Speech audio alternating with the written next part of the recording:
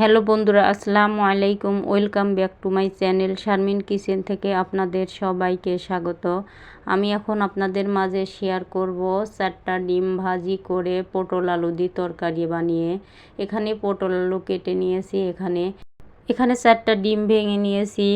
মরিচের গুঁড়ো, হলুদের গুঁড়ো, ধনিয়া গুঁড়ো এটা দিয়ে মিক্সার করে পেঁয়াজ বেটে ডিম 4টা সুন্দর করে এভাবে গলিয়ে নেব। কারণ ঘরে যখন তরকারি থাকে না, আমরা মেয়েরা কিন্তু পাগলের মতো হয়ে যাই, ছেলেদের আশায় তাকা থাকে। কিন্তু এভাবে করে যদি আমরা একটা রেসিপি বানাই, স্বাদ করে খেতে পারবো। এখানে ডিমগুলো ভেজে নেব। এভাবে করে সুন্দর করে ডিমগুলো ভেজে নেব, কারণ আমরা মেয়েরা বুদ্ধি করে কিন্তু সংসার চালাতে পারি। আমি যখনই তরকারি থাকে না, এভাবে 2-4টা ডিম আনে এভাবে করে রেসিপি বানিয়ে 2বার 3বারও খাওয়া যায়। কারণ সবসময় ছেলেদের আশায় টাকা না থাকলে নিজেরাও এভাবে বুদ্ধি করে সংসারটা চালানো যায়। মানুষ একটা কথা বলে যে সংসার সুখের হয় নাকি রমণীর গুণে। আসলেও কথাটা ঠিক। আবার এটাও ছেলেদের কারণেও সংসারটা নষ্ট হয়ে যায়, ভেঙে যায়। দেখুন এভাবে করে ডিমগুলো আমার ভাজা হয়ে যাচ্ছে। একটা ভেজে নিলাম।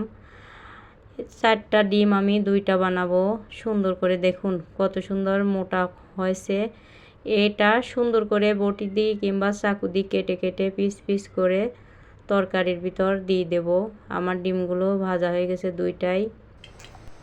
এখানে চুলায় একটা কড়াই বসিয়ে দিয়েছি, তেল দিয়ে দিয়েছি। তেলটা গরম হয়ে গেছে। এখানে আদা, রসুন, পেঁয়াজ, গরম মশলা, জিরা, তেজপাতা, লবঙ্গ, চলা সুন্দর করে এগুলো বেটে এক জায়গায় মশলা বানিয়ে রেখেছিলাম, আপনাদের দেখানোর কথা মনে নাই। এই মশলাটা দিয়ে দিয়েছি। অবশ্যই আপনারা দেখছেন, কিন্তু আমি বলতে ভুলে গেছিলাম।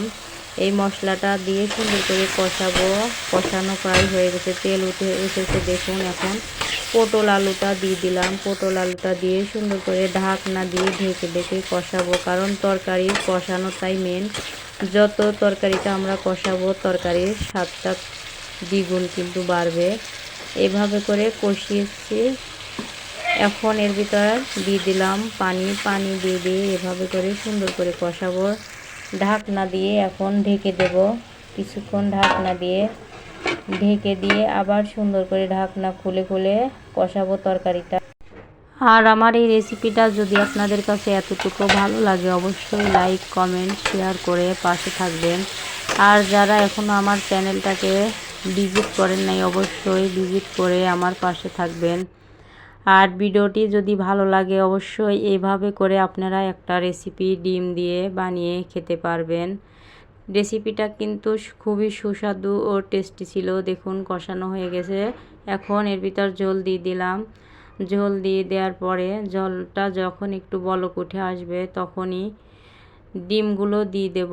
দেখুন ডিমটা এভাবে পিস পিস করে কেটে রেখে দিয়েছি আগে থেকে ব্যাক ক্যামেরায়, কারণ দেখাই নাই, ভিডিওটা অনেক বড় হয়ে যায়। দেখুন মাশাআল্লাহ ডিমটার কালারটা কিন্তু সুন্দর এসেছে। দেখুন কতটুকু করে আমি কেটেছি। ছোট বড় করে কাটতে পারেন। এভাবে এই মাপটাই হয়তোবা আমার কাছে বেটার ছিল, আমি কেটে নিয়েছি। এখন এখানে তরকারিটারও বলক উঠে আসছে। আমি ডিমগুলো দিয়ে দিলাম। এই ডিমগুলো দিয়ে সুন্দর করে আবার জাল করব। জাল করে বলক উঠবে, তারপরে আমি নেমে নেব। কারণ আমি কিন্তু আগের থেকেই মশলাগুলো বেটে রেখেছিলাম। আমার এখন আর কোনো মশলা দেব না। দেখুন বলক উঠে আসছে। এভাবে সুন্দর করে জাল করে রেসিপিটা বানাবো। অবশ্যই রেসিপিটা কিন্তু দুর্দান্ত স্বাদ ছিল, কারণ আস্ত ডিম রান্না করা চাই। এই ভাজা ডিমের রান্নার রেসিপিটা আমার 2টা ছেলের পছন্দ, আমাদেরও খুবই পছন্দ। কারণ এর ভিতর আমি আস্ত ডিমও দেই। আজকে আস্ত ডিম দিলাম না, কারণ ডিমটা বেশি ছিল না, 4টা ডিমই ছিল আমার ঘরে। এভাবে করে দেখুন রান্না হয়ে গেছে। ডিমটাও কিন্তু আস্তই আছে, ডিমটা গলে নাই। হয়ে গেছে ডিম রান্নাটা। এখন একটা ডিশে ঢেলে নেব। দেখুন ঢেলে নিয়েছি। মাশাআল্লাহ সুন্দর কালার এসছে, কিন্তু দেখতে যেমন সুন্দর ছিল, খেতেও কিন্তু দুর্দান্ত স্বাদ ছিল। ডিমটাও ভাঙে নাই, আস্তেই আছে। আপনারা এই রেসিপি একবার হলেও বাসায় ট্রাই করবেন। আর কে কোথা থেকে ভিডিওটা দেখছেন অবশ্যই লাইক কমেন্ট শেয়ার করবেন। আজকের মতো এ পর্যন্তই। ভিডিওটা অন্য একটা ভিডিও নিয়ে আপনাদের মাঝে হাজির হব। সবাই ভালো থাকবেন, সুস্থ থাকবেন। আসসালামু আলাইকুম, আল্লাহ হাফেজ।